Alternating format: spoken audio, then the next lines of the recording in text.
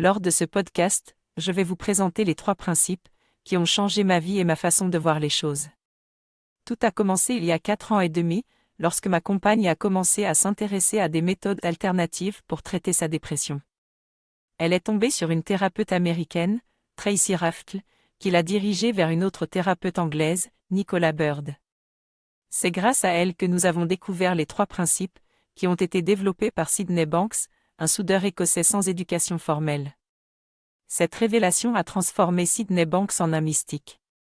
Les 3 principes ont été diffusés par des thérapeutes comme Michael Neal, Amy Johnson et Claire Dimon, qui aident les gens à aller mieux en leur expliquant la réalité de leur expérience, plutôt qu'en leur prescrivant des exercices ou des changements de régime alimentaire.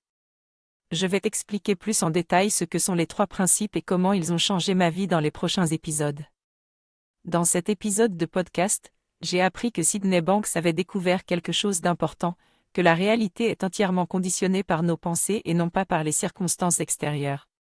Ce qu'il appelle les 3 principes sont basés sur cette compréhension: nous sommes intacts et sains, quelles que soient les circonstances, et il est donc important de comprendre qui nous sommes réellement, au-delà de nos pensées. Ce concept de « inside out » ou de l'intérieur vers l'extérieur est en opposition avec le concept de « outside in » ou de l'extérieur vers l'intérieur. Sydney Banks a réussi à partager cette révélation de manière efficace, attirant des praticiens tels que George Pransky et Roger Mills.